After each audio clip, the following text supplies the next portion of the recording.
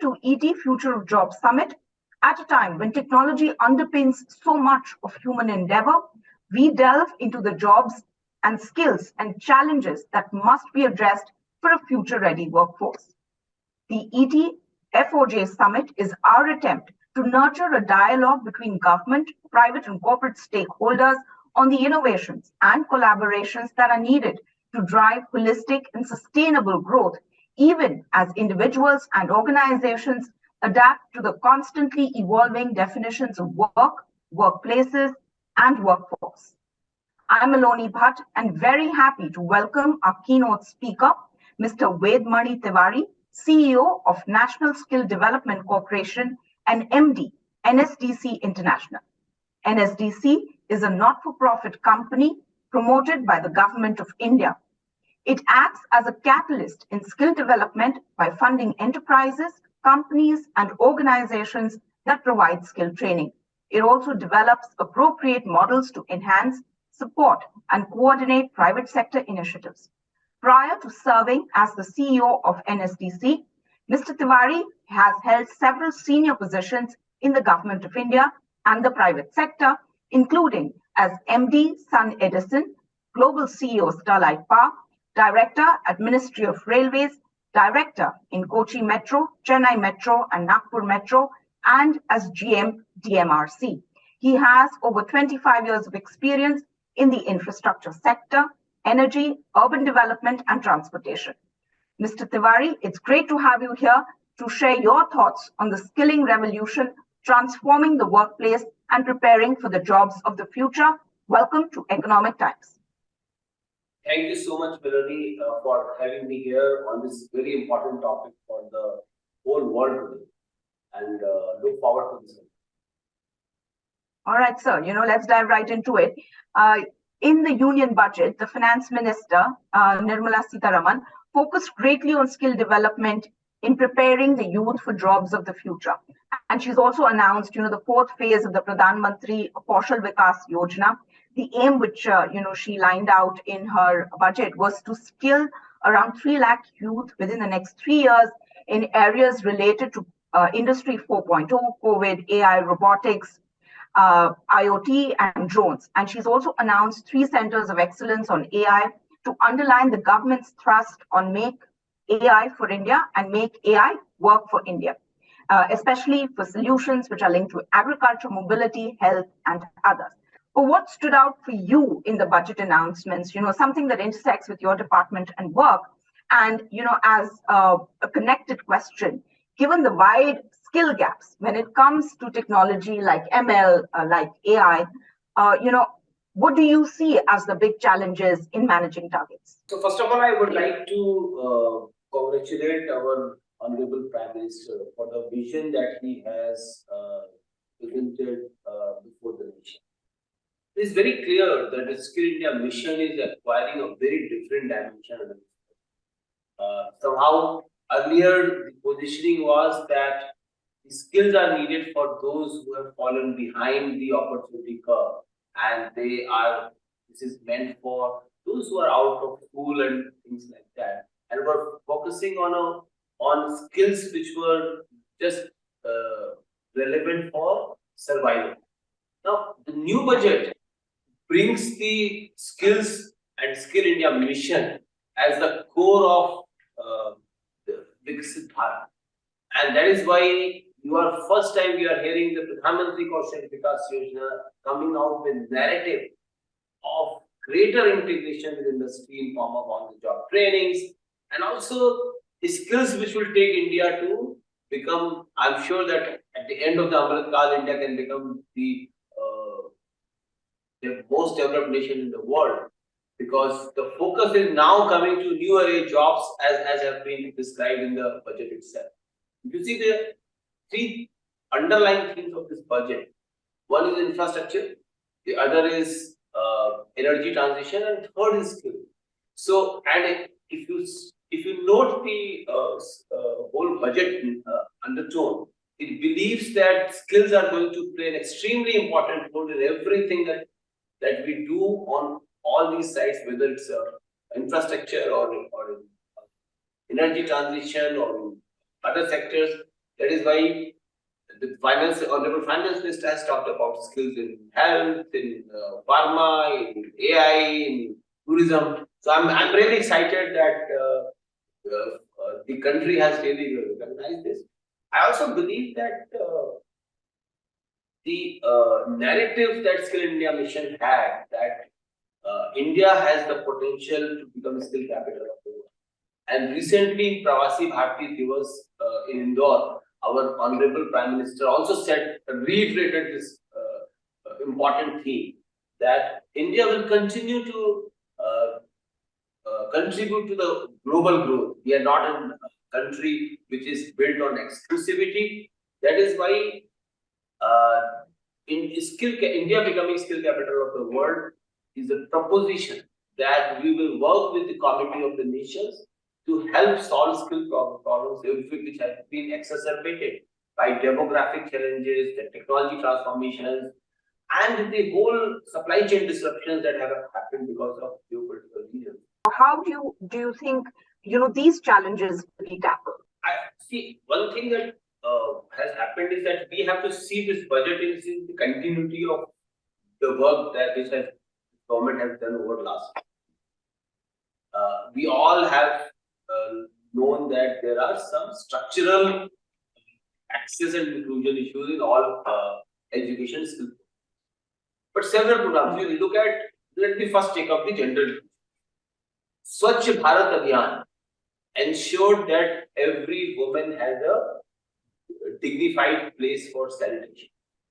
The Swachh Bharat Abhiyan also brought the sanitation for gender inclusion at the schools level, which helped women to go to schools, to education. The Beti Bachao Beti Padhao Abhiyan ensured that the gender inclusion from the ab initio. The Saubhagya program, it brought electricity to every household. And the other scheme, which is about Ujjwala scheme, which is about the LPG connection at every household, they address two important issues of kerosene and firewood, which women used to be mainly responsible for. And then Nal Se Jal ensured that the women do not have to travel long distances to fetch water. Skill India Digital is now positioned that the women now once they have come out of the Beti Bachao Beti Padhao, now they are educated, now they can be skilled to unleash the true economic potential of this. And similarly, if you see that we always suffered from the infrastructure divide. Massive infrastructure investment programs have ensuring that everybody has access to roads and other infrastructures through which they can pursue opportunities in their life. The Vyang program that the government that has led to inclusion of the special ability. The whole 5G revolution will eliminate the digital divide. So if you see over last 8 to 9 years, this country has done tremendous work on inclusion. And now the time has come where the Skill India Mission is ready to take these individuals who have been included through financial inclusion, through technology inclusion, through infrastructure inclusion, to unleash their own potential. And that's where the future of India lies. So I'm really excited that all the challenges that we talk about, the government has systematically addressed, and Skill India Digital. You also might have seen that the Honorable Finance Minister laid a lot of emphasis on digital infrastructure and digital public good. India Stack Global, recently on 27 January, we had a global conference on that. Skill India Digital is a natural culmination of whatever work we have done on digital infrastructure side also. So, because it sits on top of Aadhaar, it sits on top of UPI, DigiLocker, Ashini for language translation, bringing everything here. So I believe that we have to see Skill India Mission and Skill India Digital as natural extension in the growth journey of this nation. And all of us will look back for the 1st February 2023, 10 years down the line, that what Aadhaar did for the identity of the people in this country, what UPI did for financial inclusion for the people of this country, the Skill India Digital and Skill India in the budget 2024 they did for enhancement of the quality of the life and value of life for people in this country. Right, so you're essentially saying that we're building on, the blocks that have already been put in place over the last couple of years, and Skill India and people who participate in the initiative will only benefit from that. But during the budget, 30 Skill India international centers were also announced to skill the youth for international opportunities. But on one side, we've always spoken about brain drain as a huge challenge for India. So, from your vantage, why do you see it as important or required to open these dedicated centers to help people gain skills, to move out of the country? And what sort of benefits, maybe in the long term or short term, do you think this could bring to India? I would like to give a lot of credit to our Honorable Prime Minister's vision. Skill India mission has one of the important pillars making India skill capital. And I would like you to take back few decades back when Y2K happened in US and India came forward and the Indian youth went ahead and solved the problem. What it did for us? Was it a brain drain or it made India an IT superpower? Today, the kind of soft power that we employ across the globe to our IT professionals. Now, our Prime Minister keeps on saying, "Aapda mein avsar."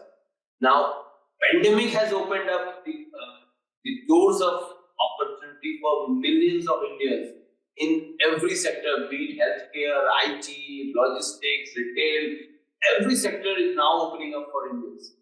And let us look at our demographic. We have 65%, two-thirds of our nation is below 35%. Massive opportunity. And in today's world, the technology has enabled that you and I are doing this interview over virtual platform.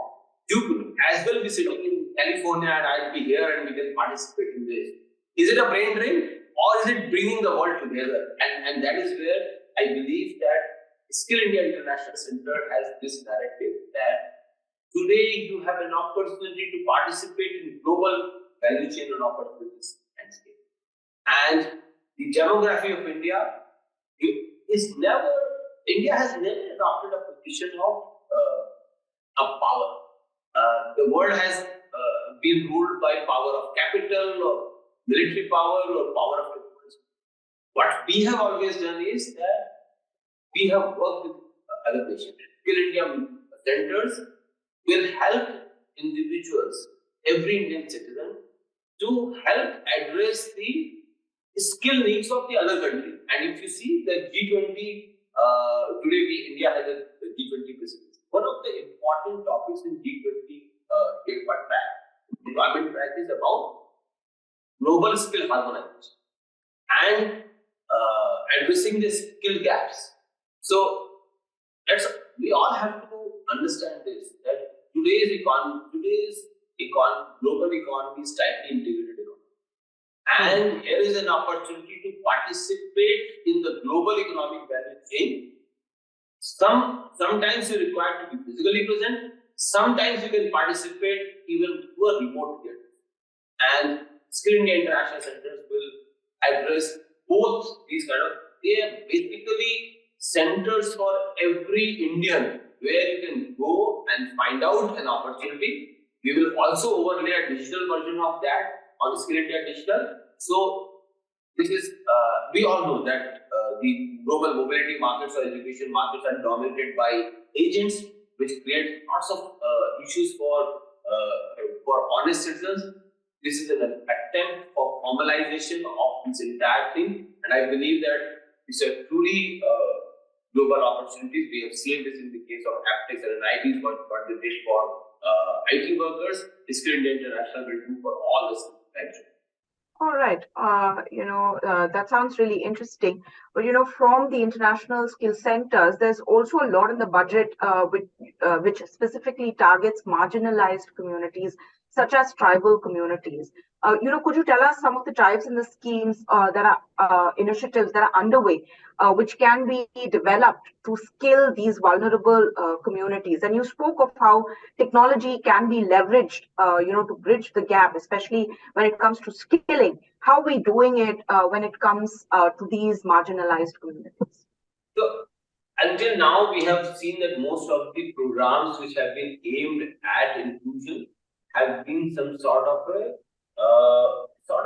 giving some one or two tangible outcomes, whether it was Saubhagya, which was for university connection, or Ujjwala, which provides an LPG connection. Skill India, what it does is that India is endowed with natural resources. India is endowed with natural talent. What we need is to integrate them into a national international market. And that is why the budget is talking about unity malls. The budget is talking about formalization of self-help groups. So, and it is exactly the same narrative that I talked about. We have building blocks of a great. When our Prime Minister talks about local for local, there is an inherent message that there is a tremendous amount of economic wealth lying into remote corners of this country. We need to skill them up to participate in the national and global economic market. Today's technology through e-commerce and the UPI-enabled payment systems, credit systems, we have a true opportunity to reach to every Indian who is talented, who has right skills to participate in global or national markets. And this is in line with what our Prime Minister says, doubling the farmer income. There is an opportunity. Let's not look at these aspirational districts or backward districts from a lens of I would hate to say, but a Manrega lens, which is a survival lens, but it's from a dignity and empowerment lens.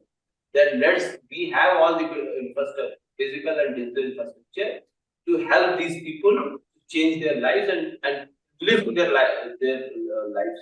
And that is where I see that the budget is trying to use skills as an instrument at the two ends of the spectrum. One is that our remotest corners of this country have tremendous opportunities for wealth creation. Similarly, the new age technologies also provide opportunity for this nation. We have seen that Aadhaar and UPI is enabled, that latest technologies tap the last person on the ground. And that is where I believe that we have to see it holistically. And truly first time, we have an opportunity that every single Indian can participate in that. All right. I want to go back to something that you spoke earlier, and this is linked to women. You spoke of how a lot of schemes have been put in place, which have been the building blocks through which women can now take the opportunity to skill themselves and to come up, on the value chain, so to speak. But, as per data from the World Bank in 2021, our female labor force participation was about 20 odd percent. And, it only contributes at that time about 17% to GDP.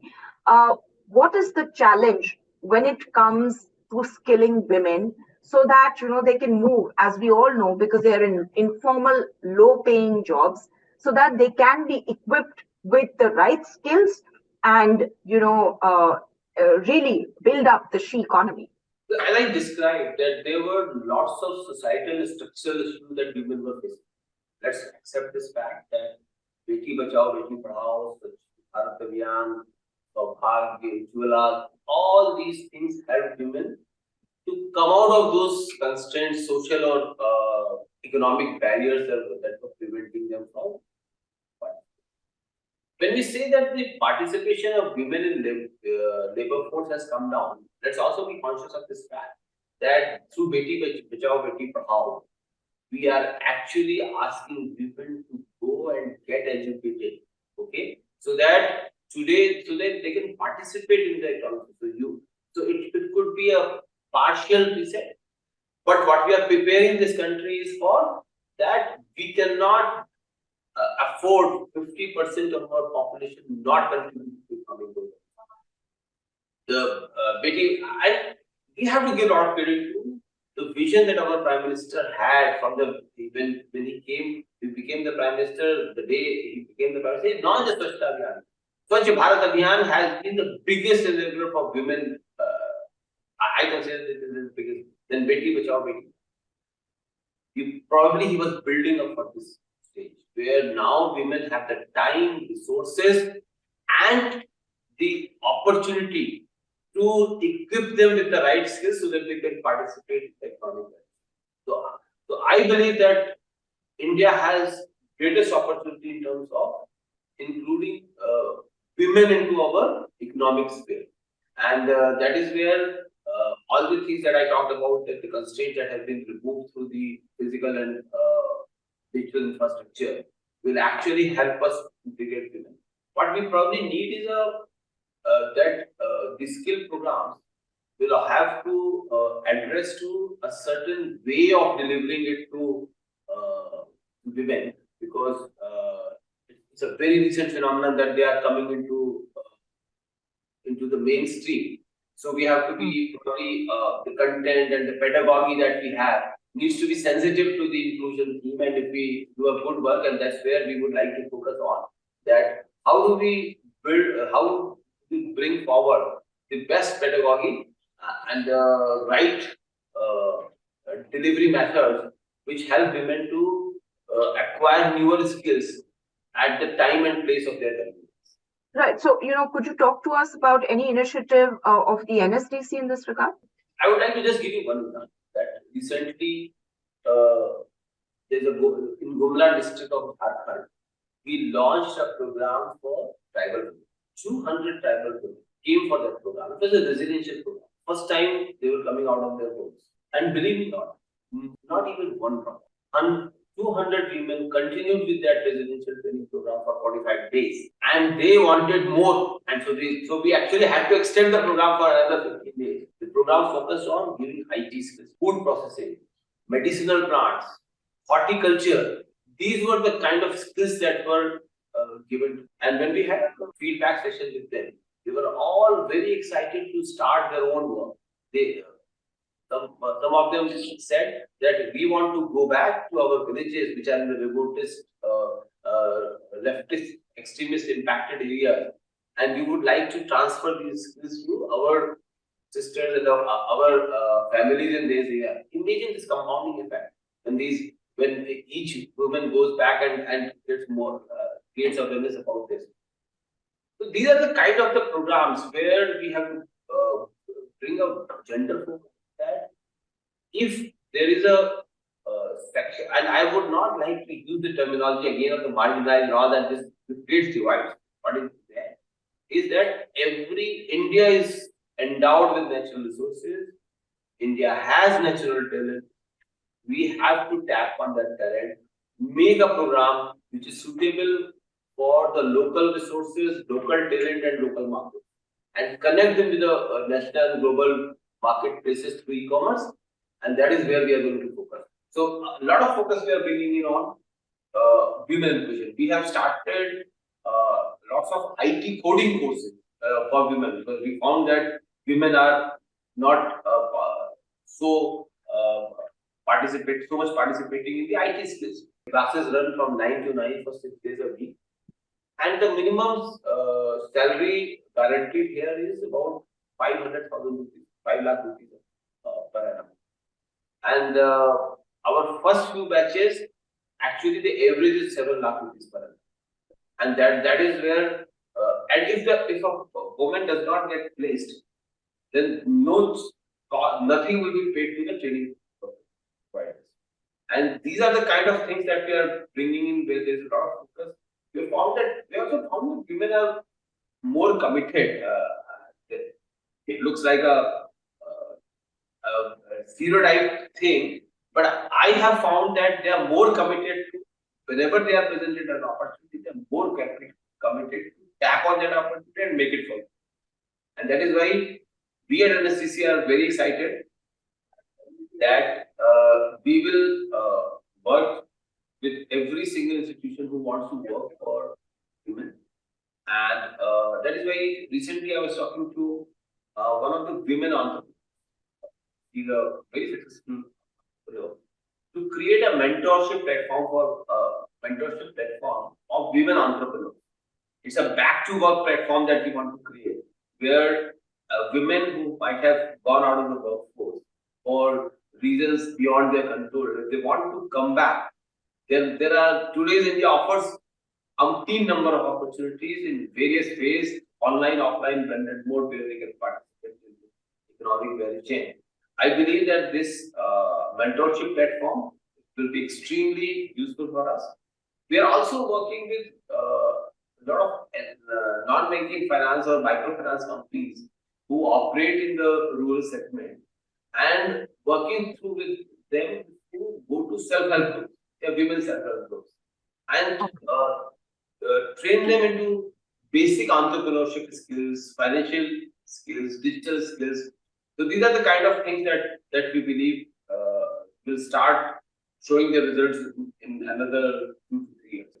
All right, these are very heartening things. I mean, it's great to hear about all of these things. And, speaking on behalf of women, I think, opportunities are so limited for a lot of women and have been, and hopefully that's about to change, with everything that is being done at NSDC and by other stakeholders as well.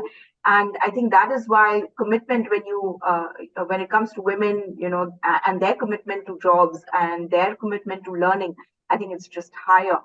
This is my last question to you, Mr. Tiwari. This forum is the Future of the Job Summit. Now, when you think of future of jobs and the workplace, what are the most significant changes that you see happening? What are the sectors of work that you think will be most important from your vantage? I believe the future of work is extremely promising. Yesterday I was in Mahabalipuram, the context of G20. There was a Kanjipuram sari weaving was, and believe me not, it's a very complex exercise. There's a punch card, and through that weaving. The same loom, hand loom, can be used. Today, what happens is that an artisan makes a design, and which is brought to the a retail shop where a woman buys it. We imagined there itself that in future of work, a customer can actually visit a sari shop and should be able to choose the fabric, color scheme, patterns, and in a metaverse, she can actually walk into a metaverse shop and can do this all for herself. And at the same time, this code can be transferred to the same loom, which is today operating on a manual jacquard thing. This design will actually get transferred there, and the same old weaving skill gets completely transformed in the future of work. The customer can actually, through augmented reality and virtual reality, will be able to see the progress of the sari that they have ordered. So we believe that every segment of economic activities are ripe for disruption through the newer technologies that are on the horizon. It is our success or our failure. How do we make use of the future of work to transform the opportunities that and the talent that lies at every single corner of this country? Right, and we wish you and NSDC the very best of luck, as you go about transforming the lives, not just women when it comes to skilling, but, many of our youth. Thank you so very much, Mr. Ved Mani Tiwari, for joining us today and for sharing your thoughts. It's been a pleasure. Thank you so much, Milani, for having me here. One last request that I want to make from this forum, that those who are watching this, who will watch this program, come from the privileged sections of the society. Each one of us who are participating in this program can contribute this mission, the mission of Skill India. I'm happy to do more sessions, but I invite every single person who has time. We don't need anything else. We only need your time and your willingness to contribute to the cause of Skill India mission. My sincere request, please come and join Skill India. You can make it realize. Thank you so very much. I think, it's very important and very interesting, I think, for a lot of stakeholders to be participants especially because, skilling impacts us all, and it will only lead to growth of businesses, of individuals, and then of the country at large. Thank you very much. And, I hope that many people take you up on this offer. Mr. Ved Mani Tiwari, thank you once again for your time today. Thank you so much.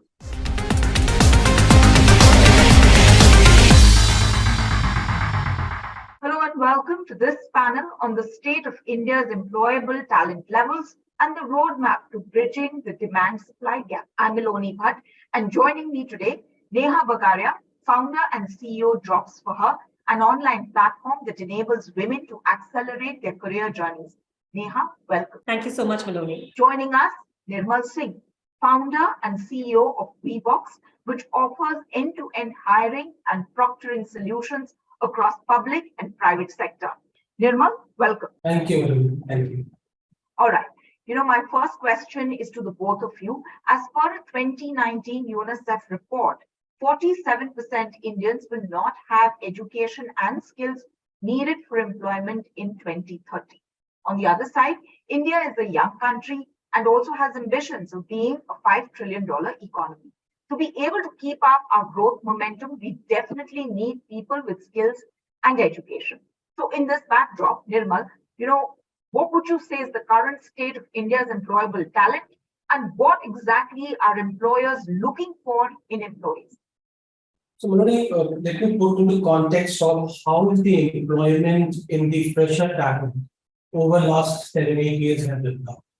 So, if you look at, we conduct a phenomenally large test followed by a industry hiring intent survey called India Skills Report. And what we have seen in the last 7 years' time, it has moved from 33% to close to 50%. Now, what does it mean? In 7-8 years back, out of 3 students, only 1 student was employed.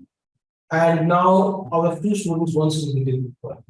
Now, definitely, government and private sector and along with academia has worked phenomenally to develop the students, and it has been one of the major charters for all 3 stakeholders.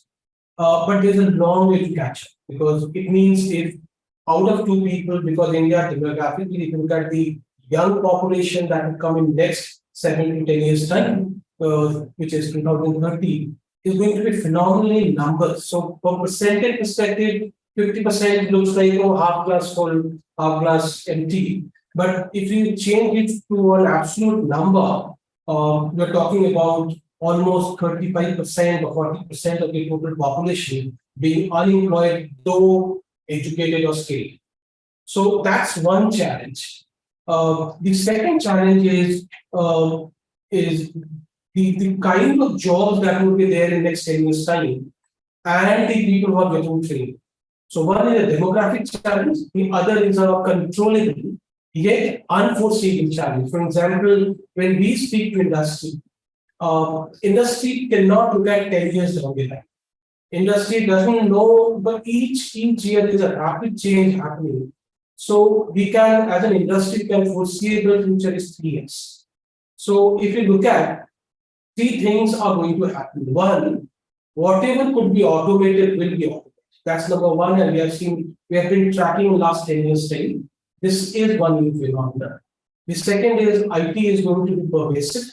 It means right from agriculture to sanitation to transportation, where IT was not used as phenomenal as it is used today or the next 10 years time. It will be a pervasive skill system. And third, there will be a migration of workforce from tier 3, tier 2 cities to tier 1, and from tier 2, tier 1 cities to outside of region. So if you put these 2 contexts together, you find that what are employers looking at? Employers are looking at majorly 3-4 skills. Number one skill that they are looking at is your learning achievement. Do you have the attempt to learn newer things? Because they cannot even see 2 years down the line, 5 years down the line, or for a matter, government even cannot see a 10 years down the line. So the number one context that they would look at is, do you have a learning? This is the softer element. The second is adaptability, and third definitely is critical thinking or logical thinking of it. Now, but these are good to have. What must have is, because if you put pull together two cohorts, which is if IT is going to be the biggest and automation is taking over all the areas, then if not IT, digital becomes the growth path for India. Now, what does it mean? You would be surprised in last 3 years' time, in the span of last 1,000 days, I'm saying financial days, the people who are digitally little trained but savvy, they have got more jobs. I'm saying economically they have moved up better than the formal education. Now, what does it mean? It means if you have an access to internet and if you have some skill which could be demonstrated, either that could be converted into economy or that could be converted into a career. So we were looking at these 15, 16 lakh jobs in the digital economy that has come, not in the formal employment space, but the informal employment space. But the per capita income of these people have grown much beyond the 16,000 average per capita in the formal employment space. 60,000 rupees per month, close to 2 lakh rupees per annum. So I'm very hopeful that if you keep these two cohorts together, it means if you have a learning agility and you have better communication and critical thinking skills, added to a digital innovation, which is little learning of digital, or you go to complete hard digital. Hard digital would be learning AI, learning 3D robotics, 3D printing, learning robotics. These are hard digital thinking, hard digital learning. So that is how I look at if UN says that 50% or 47% of them would not have the good skill. These are the countermeasures that we want to take on. And I would have a couple of more, but I would look at Neha to contribute more on this. And I'd like Neha to input here. Within the context of what Nirmal has said, Neha, what's the state of women with employability and skilling? And of course, we know that, India's numbers when it comes to women in the workforce is very, very low. Sure, Nirmal, that was extremely well elucidated on all the challenges that are facing us right now when it comes to employability of our youth. And I'm definitely going to add a gender lens to it. Because out of 100 college graduates in India today, about 40 of them are women. And that is a great testament to the kind of effort that our mother's generation had put in to ensure that the girl child is also getting educated. But out of those 40 women, only 8 even pursue a career. And then out of those 8, 4 of them drop out within 3 years. Yeah. And that kind of explains why you have such a low female participation rate in India. I mean, we're at overall 20%. Urban India is even lower at 15% versus China, which is at 60%, and the USA, which is at 55%. So if we really want to crack the employability problem, we need to make sure that our women are getting into the workforce, because this is a talent pool of highly educated and qualified talent force that is lying outside the workforce right now. Now, here there are some unique challenges that come in. A lot of them are actually cultural and societal, in so much as, there are these 4 M's that hit women's careers at different life stages. Yeah, so marriage is a big one. Many times, as soon as a girl, graduates from college, she gets married immediately. And for the father, the purpose of education was to find a good husband and not a good job. So she never starts working. Or the in-laws are not comfortable with her being in a job and she's never allowed to work. Second is, of course, motherhood. Yeah, that's the biggest reason that we see women getting out of the workforce, where there is just from a support point of view and from a societal bias point of view, once a woman becomes a mother, she's expected to leave everything and be a full-time mom. Especially given the fact that right now, parenting is not really supposed to be a father's job, it's supposed to be 100% the mother's job. Third comes in later on in life becomes medical care to the elderly. Fourth is, of course, mobility as well. And this mobility situation that Nirmal, you spoke about, right, where there is a mobility happening from tier 3 to tier 2, tier 1, and then outside, that usually happens in men's careers, and who it affects the most are the women, because they end up becoming the trailing spouses, which then makes it very difficult to hold down jobs. Also, about 70% of women in India, they move to another city when they get married. And then that brings with it all the additional complexities of finding a job in a new area, in a new city, in a new environment. So there are a lot of these other softer issues that add more complexities to some of the problems that Nirmal already elucidated. And that's sad because, frankly, India has the highest number of women engineers in the world. Okay, we actually have so many women who are graduating with these amazing qualifications and skills, but we need to have specific interventions in place to actually get them to start their careers in a way that they can demand high-paying jobs, they are ambitious, they are ready to take on challenging roles. Then for them to restart their careers once they've taken that break and they're ready to get back, how do they get back? And third is to get them to rise in their careers. Because finally, only when you have companies where you have women on top, they will have the kind of environment that is required to make sure that more and more women are joining that company. Neha, that is so true. And really, you also laid down the challenges that exist for women really, really well. Nirmal, if you can come in at this point, Neha has already mentioned that we need a sort of a roadmap, right? Where we can actually help women at the critical points, where their career seems to be getting stalled. In terms of a wider roadmap, in terms of, what are the 1, 2, 3, 4, 5, 6 things that we need? Would you be able to hazard a guess, Nirmal? So this year was very interesting because we were asked to give top 4 5 recommendations to the government after India's report. So typically we would go to states and we'll give top 2 3 recommendations. But this is for the first time we were asked to give central agencies. Now these are the top 2 3 things that we said. We found that in the India skills report, I'm talking about 300,000 sample size, the female scored more in the employability test than male. So keep that in mind that females are more employable. And then when we look at 151, 152 large corporations from 15, 16 odd industry, we ask, what is your present women workforce participation? And I'm talking about the top guys in India, that's close to between 30 and 33%. So if you pull these two data, that if women are the most, or gender as a female has the most, they are more employed, but their participation in the workforce is less. So that becomes a real challenge for both the statements. Number one, what are they employable for? Are there jobs for those elements? That's number one. That is an academic problem.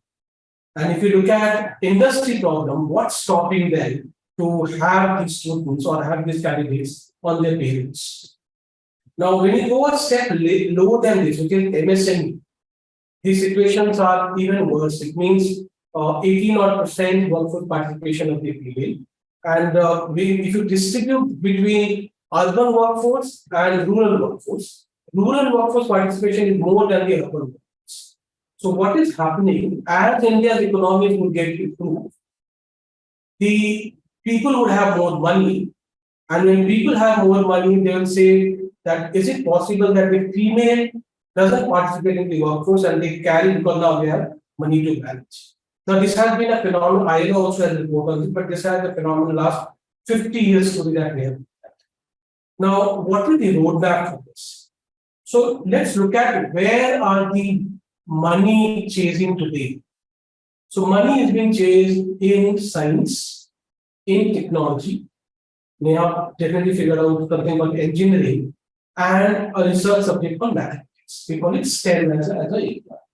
So what does it mean? I mean, doesn't other profession don't have money? No. It means that the average starting salary of a STEM population compared to a STEM would have even the population which is like mathematics oriented, a bit of commerce and other things, would have a more salaries to contribute to the day workforce of the female population.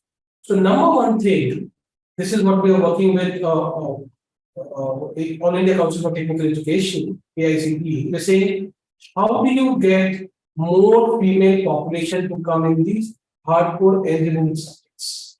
So what would happen? It means that if we today, that's 18% or even less than that, the workforce, the student population in the hardcore engineering subjects. I'm talking about all 13, 14 subjects in engineering.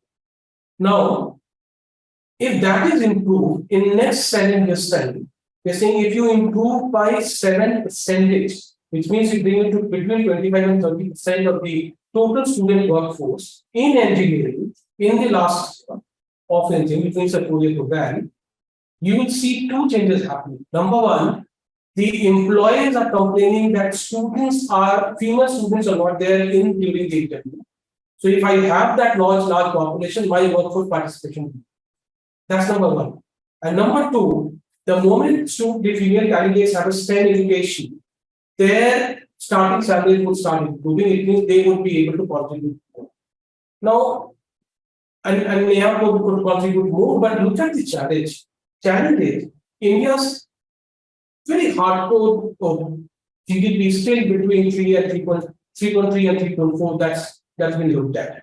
Now, if India's this kind of GDP, we have only 40% of the workforce participation from the female. It will move to automatically 9.9 by 2033. So, in 10 years' time, it can increase to 3-folds only by doing one thing, that ensure a lot of girl students are getting into STEM education, ensure their workforce participation is more, because per capita income will be more, the GDP will be contributed at last. However, we completely understand when we are doing the study that migration, largely due to marriage and maternity, which she spoke about marriage, is that the two major challenges that we are seeing in the women workforce. So, what India should look at is, can we have some skill program apart from formal education, which they can equally contribute, even there is a movement of the workforce. It means from one city to the other city. That's where digital play comes as a larger role. So one is STEM education. The second is digital play for girl education. If you will do these two, next 10 years time, India will definitely would go to $9 trillion that government and couple of CII bodies and all have. Yeah, the economic advantage of women's participation in the labor force, I mean, that has been very well documented. Neha, how do you see, the public and the private sector coming together to shape women's employment? So, Maloney, I think public and private sector have to come together to shape women's employment. Yeah, because this is not a very easy problem to solve. If it was an easy problem to solve, then India wouldn't be where we are today. Given this huge untapped talent force. And it's not just the public and private sector, by the way, it's the entire ecosystem needs to come together to do it. But if you were to think, first of all, from a private sector point of view, the one thing that is very important for companies to realize is that having more women join their companies is not good from a social standpoint. Yeah, it's good from a business standpoint. Because one, by getting more women in, you're suddenly, if you're not women friendly and if you're not reaching out to women candidates, then you're actually not reaching out to 50% of the candidate pool that is out there. Yeah, so you can't be competitive in the talent war that companies face. Second, diversity is not something that is just a trending HR word. Yeah, diversity is actually very important for companies, because if you have a diverse consumer base, you need to have a diverse employee base as well. Yeah, because only then can you have diverse perspectives, diverse thinking, diverse mindsets. Even at JobsForHer, by the way, we have a diverse company within JobsForHer, and for us, diversity means having male employees. Yeah. Third, there is a lot of mirroring that needs to be done also from a consumer base to a user base. Yeah. So if you, for example, there are so many FMCG companies that have 80% of the consumers will be women and 80% of their employees will be male. Yeah. Finally, it's extremely important that if you want to build products, you want to build services, you want to build offerings that will serve to the diverse needs of women as well, you need to have women in your product teams, in your tech teams, in your marketing teams.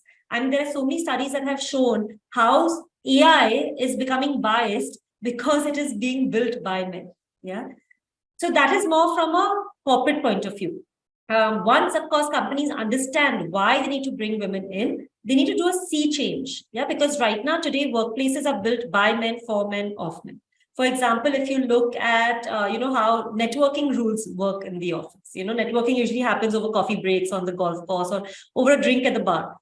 maybe you might have to do networking over breakfast meetings instead, so that it's more inclusive of women as well, and they don't get left behind. If you look at how performance cycles are done, or appraisals are done, and with self-evaluations and self-ratings, women are known to give themselves a lower rating than men are, and to not brag about their achievements as much as men do. So being aware about the kind of biases that exist in the space, and then focusing on creating equity in the workplace versus equality, that is what is required from a corporate standpoint. Now, from a public standpoint, there's mass skilling that is required. Yeah, and that mass skilling, of course, like what Nirmal spoke about, is required for men and women alike. But it's especially required for women because, especially if a woman has taken a break in her career, she would have missed out on those few years when she was out of the workplace. Her foundation is very much there and her experience is there, and that doesn't go away. But what she needs is basic updation that will then be able to get her into workplaces as lateral hires. Here, companies can actually work very closely with governments to have mass skilling programs as well. And we're seeing companies, come up with specific returnee reskilling programs, which only create a big skilled talent pool of women who have taken a break and are now skilled to get back to work. The other thing that the public sector needs to work on is really the entire mindsets and biases that we have in the larger ecosystem.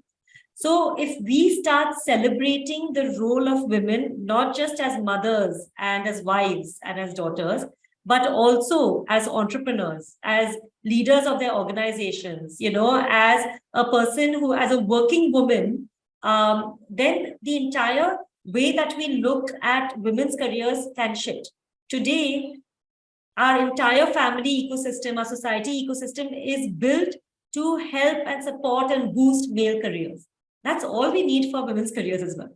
We need families to not just support women's careers, we need them to be proud that the woman of their house is working and is contributing to the family's income. So we need more champions for women, and hopefully, Neha, it will come. You touched upon skilling, and a part of it, is something that we want to address now. So a big focus of the budget was youth power and the emphasis on skill development for the youth. The Pradhan Mantri Kaushal Vikas Yojana 4.0 was announced to skill 300,000 youth in AI, IoT, drones, mechatronics, and whatnot. Nirmal, what's your take on this? What are the challenges that could emerge as we go down, attempting to do this?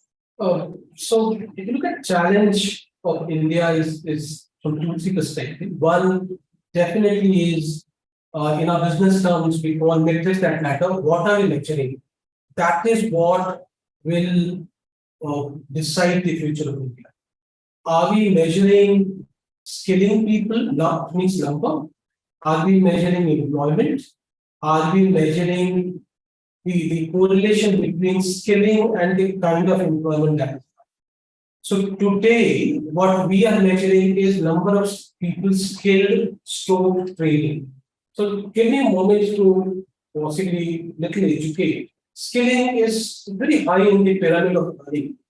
So you have something when kids go, you have something called little knowledge or information about something, which is like standard fit, little information. Then you acquire knowledge based on that information that you have done. Then you apply that knowledge. And then you move to something called, because I've applied it of so many times, I have acquired that skill. For example, if someone asks me, how do you excel to a computational on a specific backbone? Because I would have done for 1,000 times, I would potentially do it in minutes. That means I'm skilled, got skill in something. Now, skilling in majority of the areas are 180 hours, which means close to 3 months. And the world is rapidly changing. So, metrics that matter means that if you are skilling people, and skill is big and only about skilling something called talent. So, information, knowledge, little bit of application, skilling, talent, and then wisdom. So that's the whole pyramid of learning. Now, skilling is very on the top side. you cannot scale people in 2 months, 3 months time. Even you can, but the application of it has to be very fast. It means that I've learned, let's say, Jacqua, any bath application. I have to go and apply that at least 1,000 times or 500 times to say I am better than others because I've got skilled, acquired knowledge of doing something. Now, in India, the challenge is the metric that matter that we are measuring is 40. It means number of people skilled is not the measure we should look at. That's number one. Second is the infrastructure challenge. And when I say infrastructure challenge means, do we have good teachers who are equally skilled themselves to be telling them?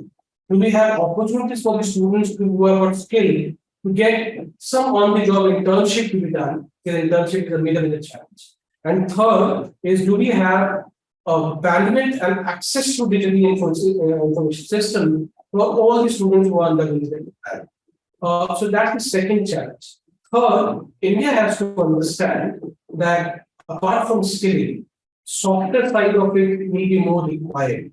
Now, would you? I think all of us would agree that English as a language is not a language in India; it's like a skill. So, if you know English, you will be settled. You will be definitely be better meaning of something. So, anything that I've done it again and again.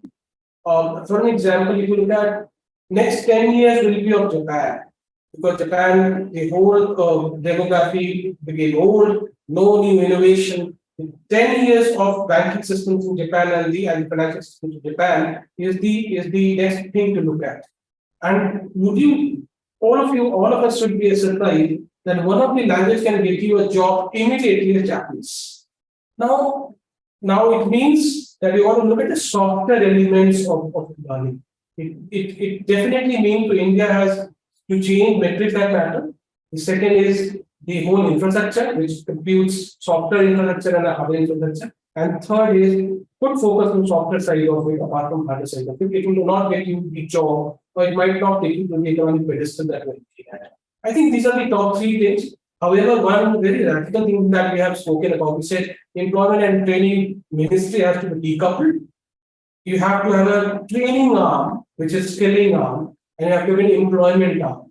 Employment arm is outside in, which means they are the industry representation to the skilling, and the skilling arm or the skilling ministry is an inside out. They are preparing for people who are to be pushed out. And these two cannot be together. Otherwise, there will be, if I'm not placing people, and metrics that matter say that you have to place so many people, I would be looking at the numbers that are not great. And India is still having so the last one is more of a policy thing. But Neha, building on the first 3 points that Nirmal made, when it comes to women, there is anyways a wide skill gap, when it comes to areas like IoT, drones, blockchain. For so many of them, they're not even considered as options, by their family, by the women themselves. So how do you see this play out? This the Kaushal Vikas Yojana for young women and their chances at actually getting the skills that they need. Yeah, Melody, I agree. It's a big problem. Again, one, it's a bias problem. When girls are graduating, they will have a higher chance of getting into testing versus getting into full stack development. Yeah, just because they see more women, they see testing as a more women-friendly career versus a full stack development. And it has nothing to do with hours, by the way. Yeah, like for example, nurses keep the same hours that surgeons do, but women will think that nursing is a job for women and not surgery. So of course, one of them is to push women to realize that, look, these kind of niche technologies and these these advanced areas and challenging roles are extremely important to consider as career choices for girls graduating from college. Yeah. Second, of course, becomes in terms of keeping up with the skilling that is required as technologies keep evolving and advancing. And there's a big time problem that happens, because every woman has a second shift waiting for her by the time her first shift gets over. Yeah, it will be kids or then family or household or, all the other caretaking responsibilities that fall squarely on women's shoulders. So then if you need to add extra hours from a skilling perspective, it will just not happen. Besides for time, it's also financial, right? For them, they are already at lower salaries than what men are being paid. We know that, equal pay is a far away hope that we can, aim for. And then to make a big contribution from those salaries into upskilling, and all these technologies are expensive to skill up in, becomes a difficult decision. Many of them still feel the need to ask their husbands for permission in order to even pay for their own upskilling, and will not then get that money. They might get that money easier for parlors and for shopping a sari than for actually upskilling themselves in latest technologies.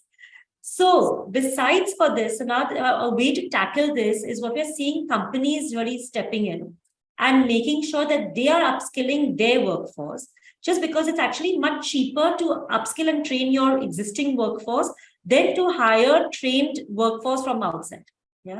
And with the whole digital upskilling that has come into place, that is benefiting women hugely, because suddenly you have all the training and learning you need at your fingertips. You can do it at all sorts of hours of the day. So once your kids have gone to sleep, once you're done with all your household responsibilities, you stay up for those couple of hours and upskill yourself. Also, if the companies pay for that upskilling, usually you will see the participation that women will be taking up these opportunities will be very high, because they understand the importance of that upskilling. We just have to make sure that the finances and the time works for them. And of course, fourth is companies constantly pushing women to take on these challenging roles, challenging assignments, and matching the kind of salaries that another male employee would get for that kind of a role. All right. This is very, very interesting. I think, yes, companies need to push women. And as you said, being able to kind of support them through their skill journey, also, ensure that there is pay parity for women within their organization. But Neha, on the aside, in the last 2 years, we've seen this explosion of the gig economy. Have women found an opportunity, a bigger opportunity in the gig economy? And, has it been beneficial to them? Absolutely, Melody. Frankly, and we said this in April 2020, that the pandemic is actually going to be a watershed moment for women's careers. And in the short run, it was a big problem, of course, because women were facing double burnout in their homes. But in the longer run, it's actually the best thing that happened to women's careers, because one of the biggest barriers to women's careers was flexibility.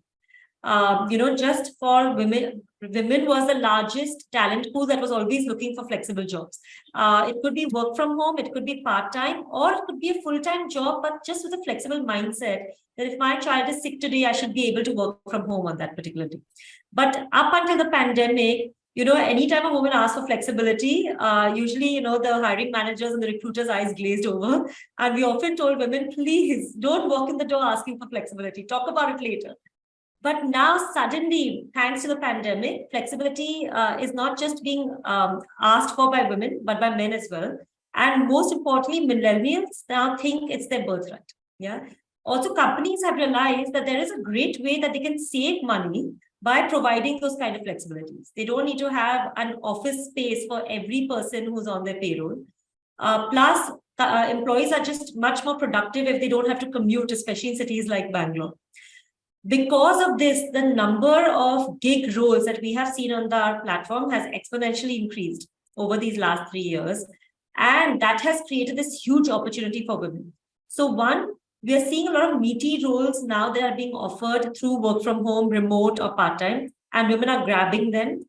Two, women who are in tier 2 and tier 3 cities, anyway, opportunities were less over there. So now that gig work has started, we're seeing an even bigger uptake being taken by the women in the tier 2 and tier 3 cities as well. Speak a little bit about the tier 2, tier 3 cities, Neha, in the next couple of minutes. But Nirmal, I want to now ask you about Wheebox. It enables academia, organizations, and enterprise to maximize their talent potential by supporting their assessment, learning, and compliance needs.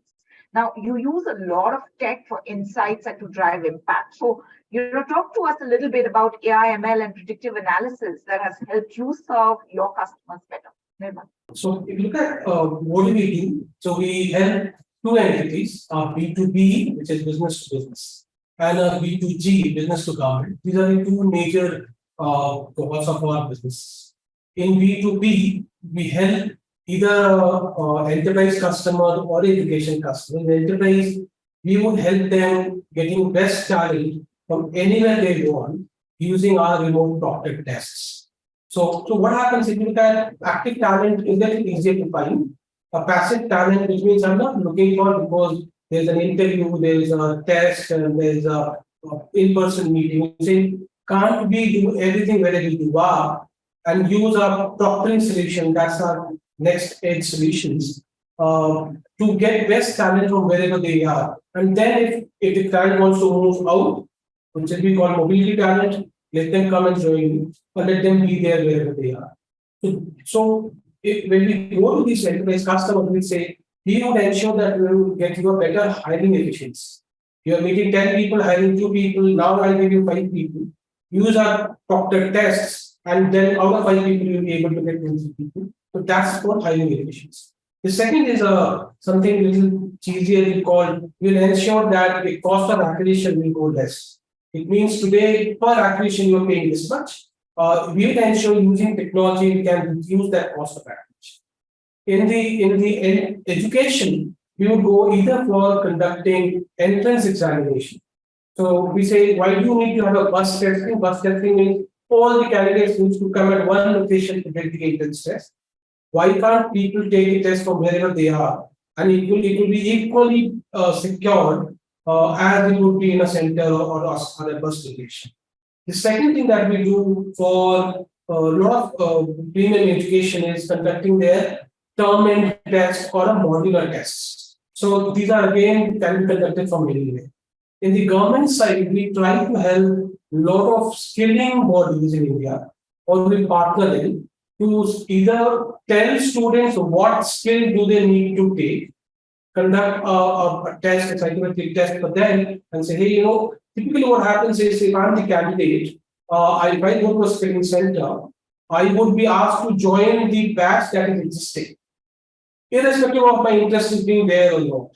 So we help a lot of government agencies to conduct a test which tells them about the interest in the career and if there is a respective batch there or nearby. The second is we would conduct for government a lot of these digital certifications.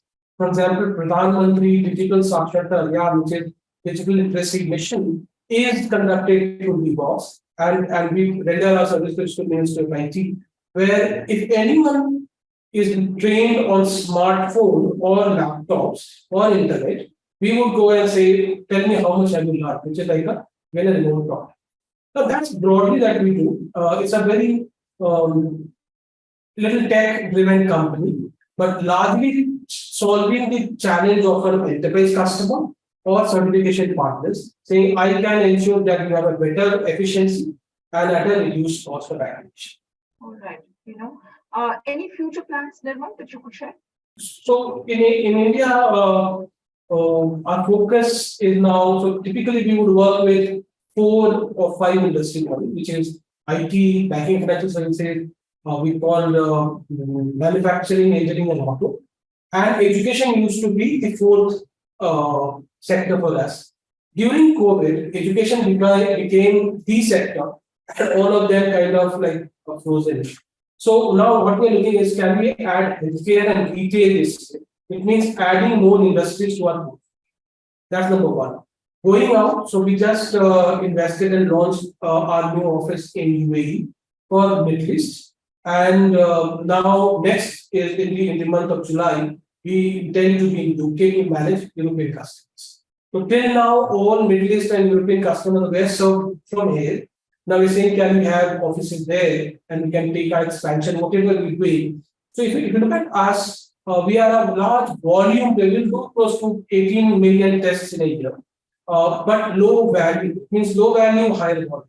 But if you look at outside, it is low volume, but higher value customer. That's the mindset we want to change when we're doing our country. All right, and we wish you all the best. Neha, what was your motivation to start JobsForHer, and how is this platform different? So Maloney, so I myself took a break in my career for 3.5 years. And when I got back to work, I realized what a difficult journey it is to restart your career. And frankly, it felt like a complete waste from all angles, right? It was a waste of talent because of the kind of women that were out of the workplace. It was a waste for companies because you have these amazing women who were trained, who were not getting back to work. It was a waste to our economy and to our GDP because these women are not contributing to the GDP anymore. And it was pretty bad for that woman herself because with financial independence comes a lot of power, which they were really lacking once they took that break in their career. When I started talking to women about why they weren't getting back to work, I also realized a lot of the unique challenges that women go through when they take a break, and which cannot be solved by general career platforms that exist today. Yeah, all general career platforms are for active job seekers, and most of these women are actually passive, like Nirmal spoke about. Right? They are not even the one thing that every woman on a break has in common is that she loses her confidence.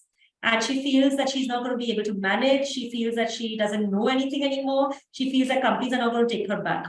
So there's a lot of coaxing and inspiring and upskilling and motivating that is required before that woman can successfully restart. And which is why we started Jobs for Her 8 years ago, specifically to get them to restart. Now, over the years, we also realized that while we were getting a lot of women to get back to work, there were a lot of challenges that we had to tackle about why women were even leaving the workplace in the first place.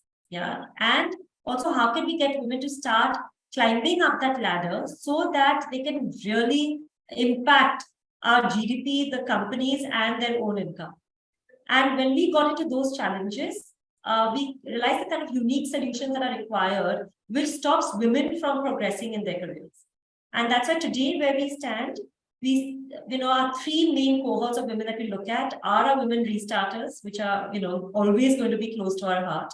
But they're also currently working women, and especially women in tech, because there's a biggest dearth of women participation in tech, and that is frankly the future of jobs.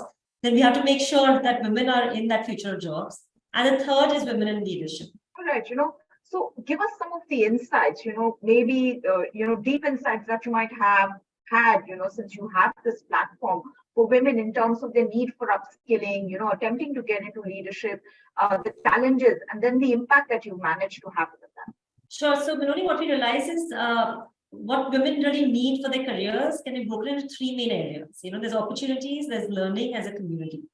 The opportunity part of it is first and foremost making sure that those job opportunities exist for those women. Yeah, because otherwise we can do whatever we want, right? We can upskill them, we can inspire them, we can motivate them. But if that job is not there, then what's the whole point? And there was a huge amount of bias when it comes to rehiring women who've taken a break in their careers. And that is one thing that we really were successful in tackling over these years. Now, frankly, when we started, companies told us they don't want to hire mothers, they don't want to hire women on a break. Today, they pay us and they have specific returning programs, which are exclusively for women on a break. The second piece of it is the learning piece, which what we've been talking about, because and learning is required no matter which cohort of women you're in. Especially if you've taken a break, you do need to upskill yourself, because a lot changes when you've been on that break, and technology has impacted every industry and every functional area. So if you were into, marketing earlier, you need to learn digital marketing. If you were into sales, you need to learn about how to use different CRMs right now, and more than that, the upskilling actually helps you regain that confidence to be able to crack those interviews as well. But the third piece of it is also very critical, which is community. Because finally, what we're talking about is the whole change in mindsets that is required. Yeah, where the biases that we need to crack through, and the intentionality with which women need to start viewing their careers, that can only change if we actually start connecting women with each other and with other champions and mentors and allies who will be able to support them through this journey.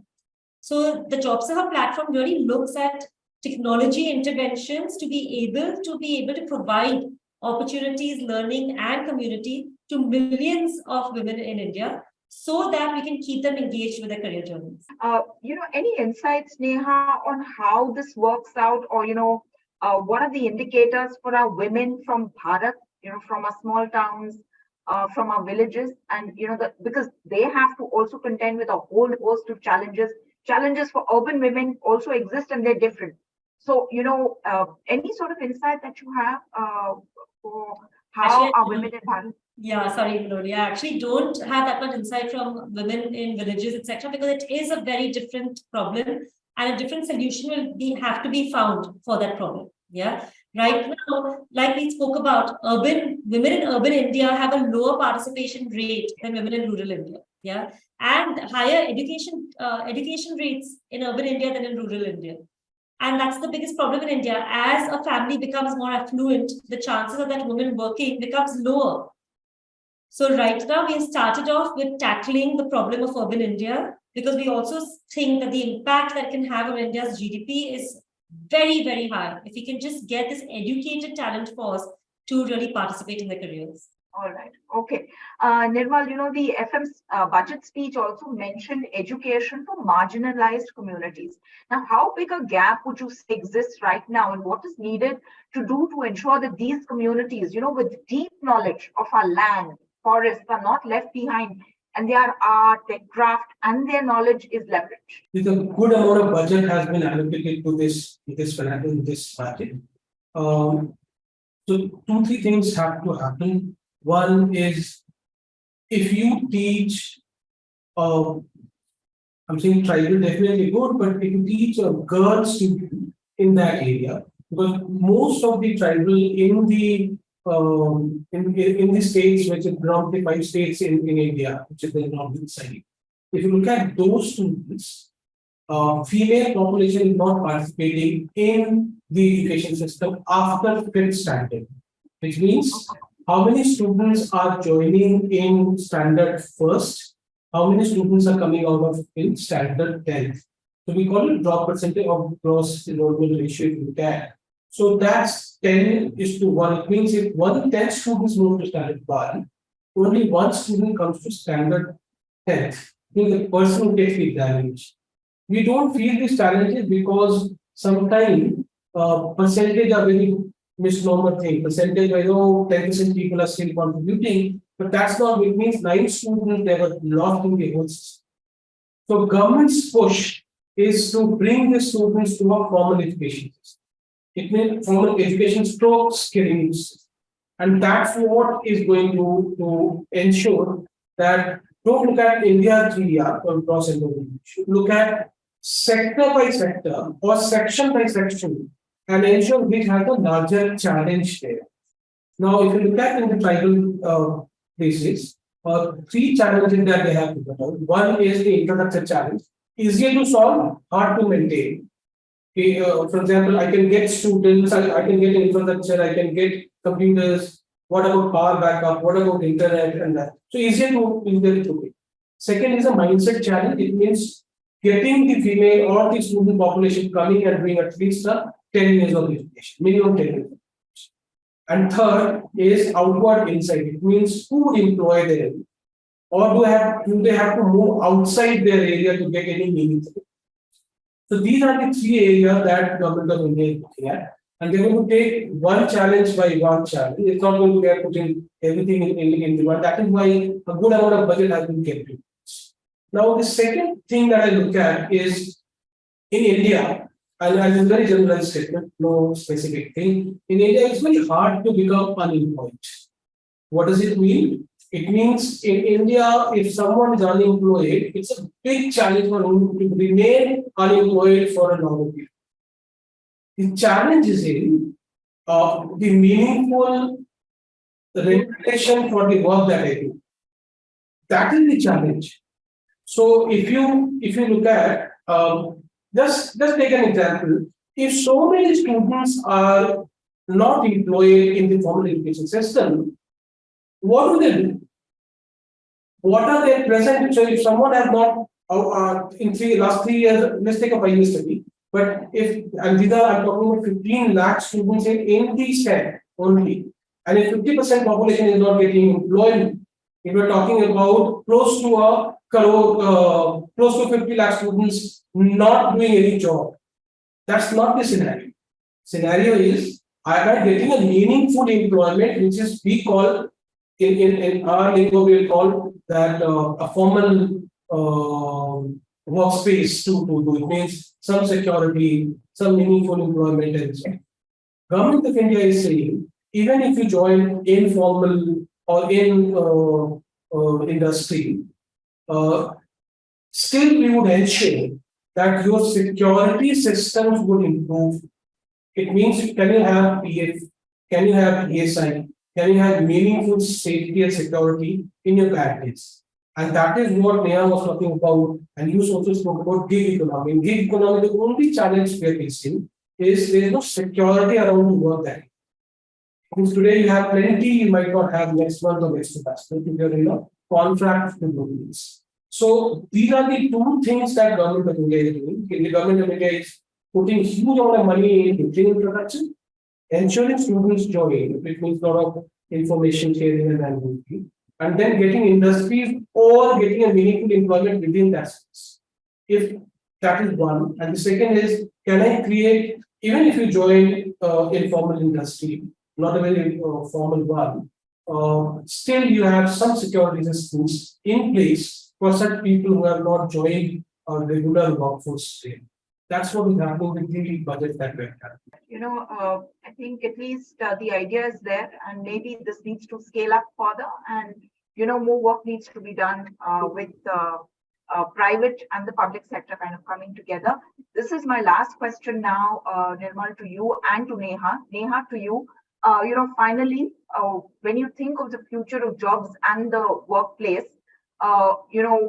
where will women stand? Where will India's women be? And which will be the big focus sectors according to you? Shamloni, I would love to say that in the future we will be at 50% workforce participation for women in India, because if China and US can do it, why can't India? The only problem is the time frame that it will take to reach that. Yeah, there are reports that show that to achieve gender parity in the workplace globally will take about 115 years. And so in India, our guess is out there of how long it will take. But no matter how long it takes, the kind of positive impact that we can generate by reaching those numbers is huge.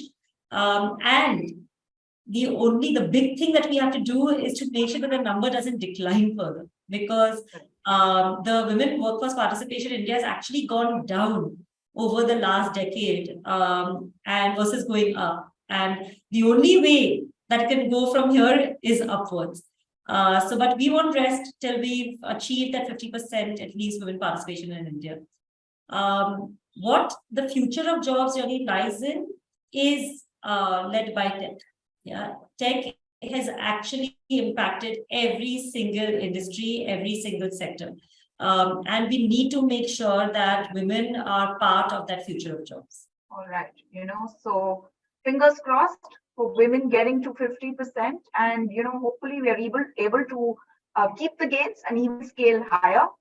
Nirmal, what according to you are the most significant sectors of the future, and what is your outlook on the Indian economy and employability in the future? First of all, we all are very positive, because India is bound to only go up. What does it mean? So look at macro pointers, and we'll be able to make up. One is India investing compared to last 10 years, this 10 years, is India investing more in skill and education? Double. That's number one. Is population being controlled? I'm saying percentage population per year being controlled, so that the demographic. So if you look at India's demographic, it's very unique. Every country globally would undergo a 40-year of best benefits of demography, where they will have the most working population. India also has 40. What it means is 15 years have spent. So it means after that 40, 15 years, we still have 25 years to catch up, which is everyone today talking about 2050. Why are they talking? But that's the 25 golden years India would need to become superpower. Now, three things. One is does Indian young youth compare, I'm saying male and female, do they have aspirations? Huge aspirations. And I'm sure we are seeing every day in our discussions We are not a youth, no more a 30-year-old, but a huge aspiration when we talk to them and whenever I go. The second is investments are put behind those aspirations. That's a great sign. And number three, there is a larger ecosystem being built by private and the government sector, all of us. So if you want to do anything in any field, the first thing is talk. Let people be aware and let's start talking about this. I remember 10 years back when the PM announced Swachh Bharat Mission and he spoke about something, a very minuscule thing called bathrooms in every home. And a lot of us would have, because we have never seen that, and we were like, oh, how does it help in Swachh Bharat? He kept on talking, and today, if anyone does anything near anyone does anything which is not put in practice, we'll go and stop them. The first thing we want to do is talk about it. What are the major challenges? Major challenges is number one is every country is looking at India. So India cannot do anything which is like not at a double pace. Like we are doing in railways and bullet trains, we got to equally invest in the education and skilling system. And lastly, if India has to move, it's the mantra is in involvement of girl education and the women workforce participation. That's the only mantra. It means I'm not saying do it at the cost of very risk. I'm not talking about that. Oh, even if they are not very good, no. So let them prove, but they have to be part of the ecosystem. And the moment it's like my one hand is working and the other hand does not. So I may not be able to play a great cricket or anywhere where both the hands are required. So if I really want to be a star in cricket, my both hands should, to the extent it should be in a working place, and they should contribute to make India taken to the next stage of being a superpower. All right, those are good thoughts to end on. So definitely we have the aspirations, the investment are coming for the aspiration. There is an ecosystem being built up. But more importantly, this ecosystem needs to sustain women. It needs to encourage women and it needs to get more women into STEM. Nirmal Singh of Wheebox and Neha Bagaria of JobsForHer, thank you so very much for sharing with us your thoughts today. Thank you very much, both of you. Really appreciate. Thanks for very nicely articulated. Thank you, Maloney. It was a pleasure being here. And Nirmal, it was great hearing your insights. Same. Let's talk offline.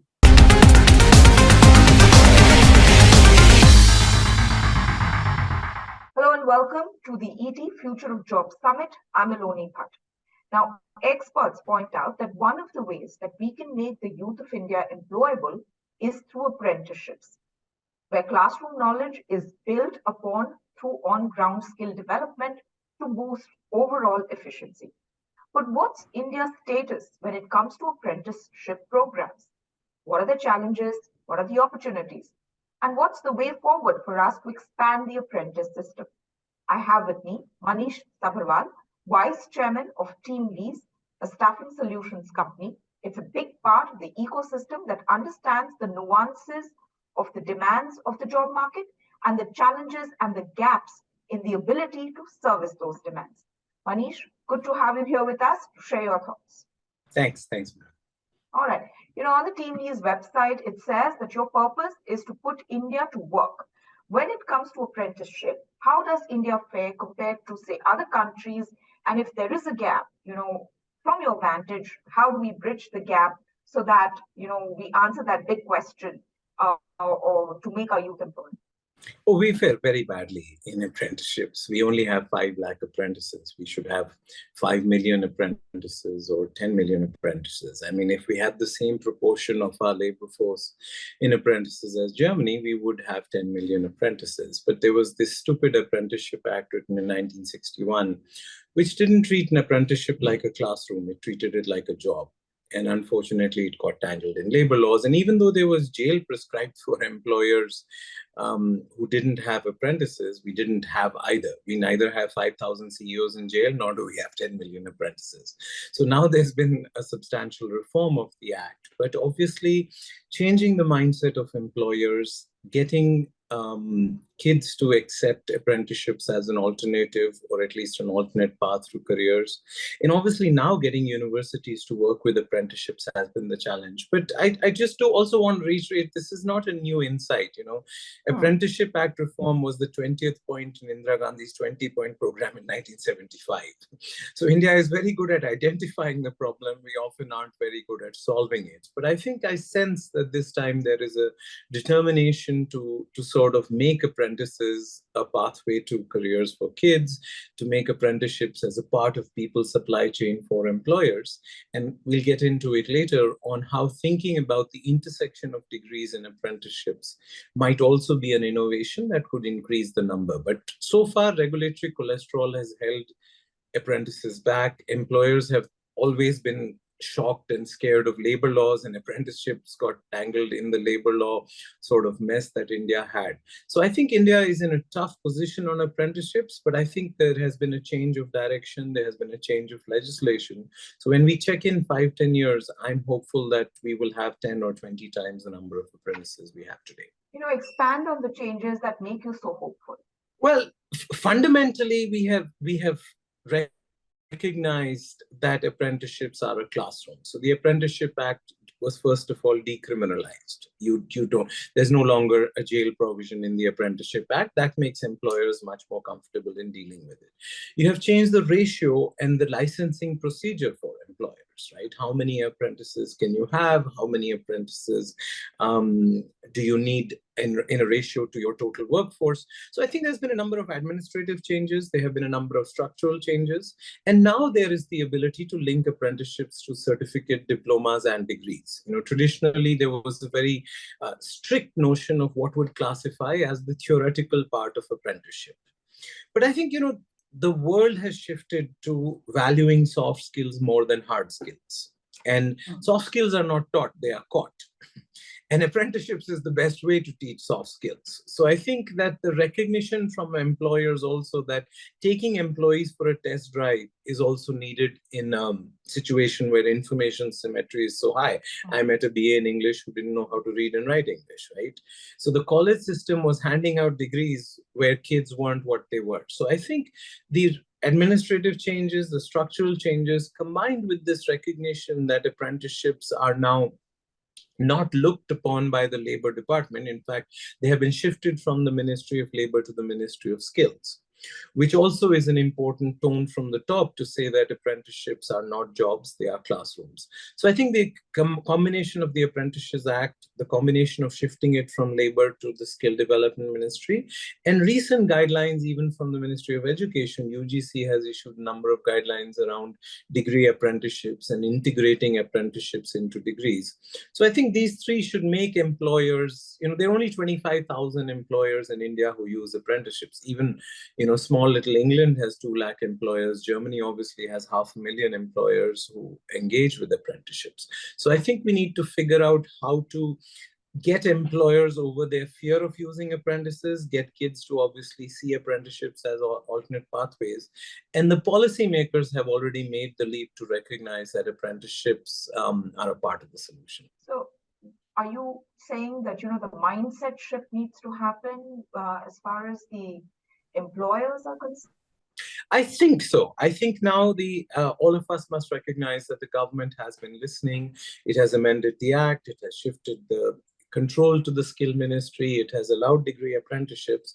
But employers are obviously scared because they know that regimes change, people change, people come, people go, and sometimes you don't end up with the same continuity that we hope for when we adopt people supply chain innovation. See, many employers think about their people supply chains in 1 year, 5 year, 10-year cycles, right? We create management training programs, we create different pathways for freshers, we create different pathways for classroom training. And when you make those investments and the law doesn't change or keeps changing, it's a challenge. So I think there's a little bit of scar tissue from the stupid Apprenticeship Act of 1961, which is holding employers back. But now I would say that employers are embracing it. And once large employers embrace it, then that will cascade down to medium and small. Today, medium and small are not users of apprenticeships. All right. So, what will trigger these large employers to embrace? You're saying structurally changes are happening. the government is also sending out the right sort of messaging. And there is a realization. Yeah. So, what is stopping them from acting? Well, I think Or we've what gone, needs to be done so they can act? Well, I think that just we need administrative simplicity, which has already started happening. We need to digitize the apprenticeship process. But I think, the biggest innovation will come is when we intersect the apprenticeship with a 3-month certificate, a 1-year diploma, and a 3-year degree. See, what are the 5 things we have learned in skills over the last 10 years? Learning by doing is very important. Learning while earning is very important. Learning with modularity is very important. Certificate, diploma, degree should be fungible. Learning with multimodal delivery should be important. An online classroom should be equal to an on-job classroom, should be equal to an on-site classroom, should be equal to an on-campus classroom. Traditionally, we had an apartheid that the only classroom was an on-campus classroom. And the 5th one is the signaling value of learning is very important. Michael Spence got his Nobel Prize for his insight that, IITs and IIMs are good places to be at, but they're better places to be from, right? The fundamental value is being from IIT, not at IIT. And I think traditionally skills did not have the signaling value. So degree apprenticeships are actually finally a product or a scheme or a tool that synthesize all 5, right? You finally have clear pathways between multiple classrooms. You finally have clear connectivity between degrees and certificates. Learning while earning, India is one of the first countries in the world which I think will cross the threshold where employed learners will cross full-time learners.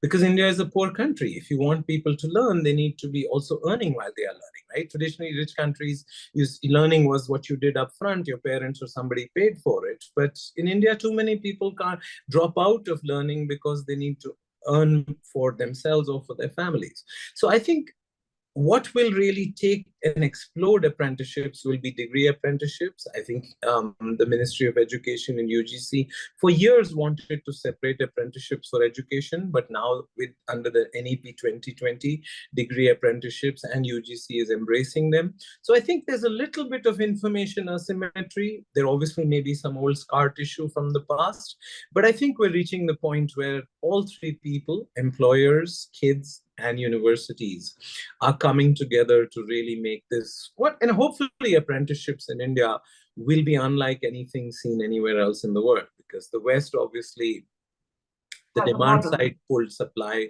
In China, they had a huge pure learning by doing, the people moved from farms to factories.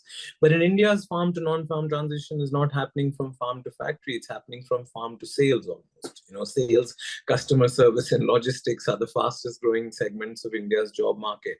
And in that, apprenticeships matter a lot. So I'm quite hopeful that the 5 lakh number will go to 5 million or 10 million over the next few years. All right. You spoke about signaling. Now there's been the rollout of the India National Apprenticeship Promotion Scheme that was announced in the budget. Now it says that it will provide stipends to nearly 5 million youth in the next 3 years. How do you see this fund? Will it spur interest of the youth? Will it fuel the job creation? Which I think at the end of the day, employability is the big challenge that we face. So do you think it will address that issue? And, along with this question, where do women and people from marginalized communities fit in when it comes to apprenticeship? Unemployability is clearly a bigger problem than unemployment. Unemployment is the wrong diagnosis of the problem. So I'm glad that we're finally accepting that wages and unemployability are a bigger problem than unemployment. The new scheme is an innovation. We've used direct benefit transfer to replace subsidies in various ways. We have used that in fertilizer, we have used it in food payments, we've used it a little bit in education vouchers, but so far apprenticeship payments were being routed to employers who were then giving it to the kids. I think giving it directly to the kids makes the learning by earning much more powerful. It acts as a subsidy. Finally, apprenticeship stipends are not wages. They are just a subsidy available for kids so that they can stay the course with the courses that they want in the apprenticeship. Apprenticeships traditionally dropped out because they would get a job and the wages were much higher. So apprenticeship stipends and the scheme that was announced in the budget will really act as really a direct benefit transfer to students. And when these students use this direct benefit transfer, they might view apprenticeships much more sort of favorably than they did in the past. So I'm glad that we have finally adopted India's sort of digital public goods for the apprenticeship program.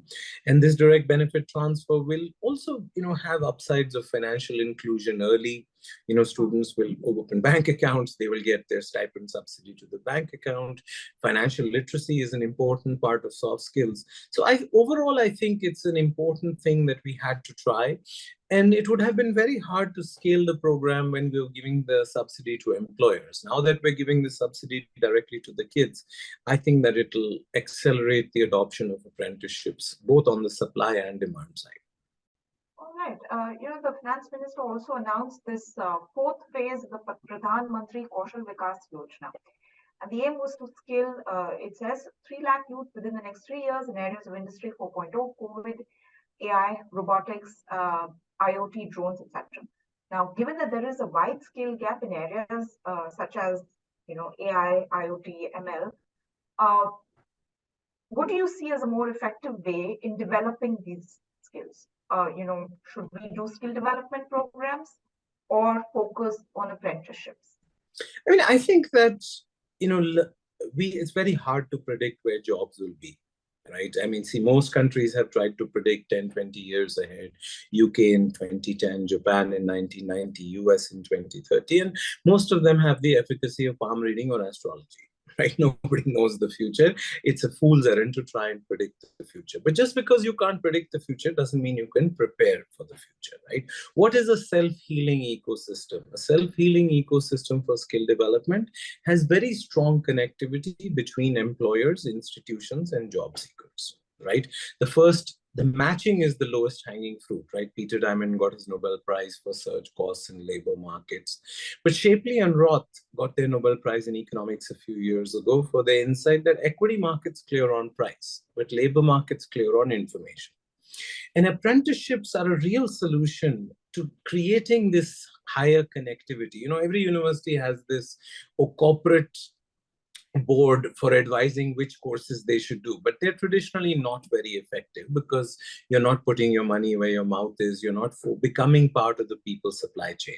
So I think apprenticeships should be viewed as a tool, as a classroom, as a financing mechanism. We've had a lot of innovation in curriculum, in pedagogy, in teacher training, but we haven't had enough innovation in finance. Right? So the basic market failure in skill development is financing. Employers are not willing to pay for training or candidates. They're willing to pay a premium for trained candidates. Candidates are not willing to pay for training. They're willing to pay for the job. Banks or microfinance aren't willing to lend to the candidate unless the job is guaranteed. And training companies are unable to fill up their classrooms. So I think we should really view apprenticeships as also a solution for financing. Who pays? Today, everybody is trying to topi now the other person. Kids want parents to pay, parents want government to pay, government want employer to pay. But the Pareto optimal solution is to find something that works for everybody. Right. And I think that the expanding existing skill development programs, upgrading ITIs, breaking down the barriers between universities and skill developments, converging the worlds of degrees and certificates and diploma, all of which NEP has articulated, really comes together if we expand our apprentices to sort of 5 million to 10 million. So I think that we should not view the theoretical part of skill development as either separate or independent of the apprenticeship system. So I think we're finally putting more money, we're putting innovation, and more importantly, we're allowing innovation, right? We're allowing a number of statistically independent, genetically diverse tries in ways that skill courses are combining with degrees, which are combining with apprenticeships, and allowing employers to say, look, I need repair, I need prepare, I need upgrade. Now, repair, prepare, upgrade are really very different thought worlds from an employer perspective. They require different skills for the trainer. They require different kinds of curriculum. They require very different duration of courses. And frankly, they cost also very differently. So I think that the upgradation into multiple skill centers, I mean, there were a number of announcements around skill development in the budget. I think all of them are welcome now that we have our own ministry. But I think the apprenticeship at the heart of the skill development system is an innovation that India is probably starting to lead the world in. Many countries are thinking about apprenticeships, but I'm hoping that the current ecosystem for India allows us to sort of lead and innovate in that more than others. TeamLease has a blended apprenticeship program. Can you tell us a little bit about it? Well, I mean, the idea was that parents want 1/3 employment exchange, 1/3 college, and 1/3 ITI, right? They want the signaling value of college, they want the employer connectivity of an employment exchange, and they want the skill development of an ITI. So the idea is that the skill university, which we have, is really going to only 10% of our kids will be on campus. The balance will either be on site, on the job, or online. Only 10% of the kids will be doing a degree, but 90% of the people have the ability to take a 3-month certificate as an opening balance for a 1-year diploma, as an opening balance for a 2-year advanced diploma, and an opening balance for a 3-year degree. So you have multiple on-ramps and off-ramps. You have multiple modes of delivery. And in the end, you may choose to go all the way to get your degree in 5 years or even 7 years. Degrees, God did not will that degrees should be given in 3 years or 4 years. It is really our opening balance of we chose our parents wisely, we chose our PIN code wisely, therefore we are born on the 5th floor and are able to do all our education up front and are able to do learning without earning. But if we really want India's gross enrollment ratio to go to 50%, kids between 18 and 25 pursuing college or pursuing higher education, the blended learning is the only way to do it. So the blended, in my mind, combines the 5 design principles: learning while earning, learning by doing, learning with modularity, learning with flexible delivery, and learning with signaling value. So we anticipate that the notion of a university looking like Harvard, Oxford, or IIT is a very important part of India's ecosystem, but it will become a smaller part of India's ecosystem. Skill universities, which have flexible delivery, which have huge apprenticeship connectivity, which have huge online delivery, will become the future, because India is going to need to do this for 200, 300 million people, which is more than the population. Right. And on that note, this is my last question to you. We are reflecting on the future of jobs here. Things are changing. There is also fear in many that they will be made redundant unless they skill up for the jobs of the future. Now, you mentioned a couple of changes, but what are the 2 or 3 significant things that you see that we're most likely to witness, or something that we'd have to tackle over the next year? So when it, especially when it comes to jobs. See, I think I don't want to do palm reading or astrology because I have seen it not work out so much. But just because we can't predict the future doesn't mean we can't prepare it for as companies or as policymakers or as individuals, right? At policymakers, we have an agenda for formalization, urbanization, industrialization, financialization, and human capital. As companies, we are obviously going to have to convert our org structures, which had become pyramids, back into Eiffel Towers, or we're going to have to flatten our structures. We're going to have to variabilize our costs. But I think the most important thing that we can do individually is really have a lifelong learning program, right? I mean, everybody learns differently. Our parents had 35-year careers. We'll have 45-year careers. Our kids will have 55-year careers. They cannot live on the 10 plus 2 plus 3 plus 2 system all their life. So we'll have to pick, everybody will have to pick. Do you learn best by podcast? Do you learn best in a formal classroom? Do you learn best by reading? Do you learn best by watching? I mean, the world is allowing multiple ways for you to craft your personal learning program. Do you read 5 newspapers a day? Do you read a book a week? Do you listen to a podcast every day? I think that, so for me, that there will be continuously accelerating rate of job creation, as well as an accelerating rate of job destruction. When we talk about countries which create jobs, we always talk about the net job creation. Economies are rivers, they are not ponds. Only static economies like in the licensed Raj had the same job staying. In fact, that's why trade unions have become less relevant, because they view job preservation as a form of job creation.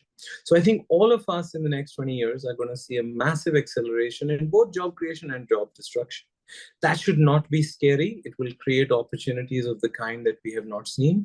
But learners will inherit the world. It's people who are sort of going to figure out how to continuously think about their personal skills, their relevance to their employer, their relevance to the industry.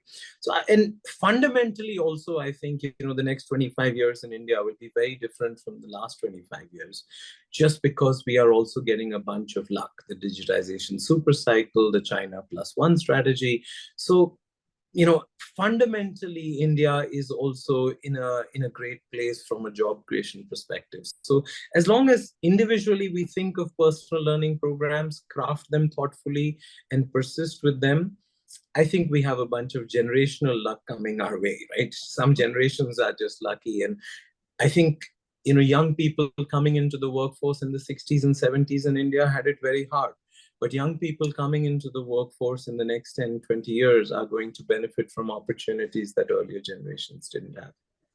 All right, that all sounds very good to me, Manish. Thank you so very much, especially the fact that learners will inherit the earth. Let us hope so. Manish Sabharwal, Vice Chairman, TeamLease, thank you so very much for your thoughts and for your time today.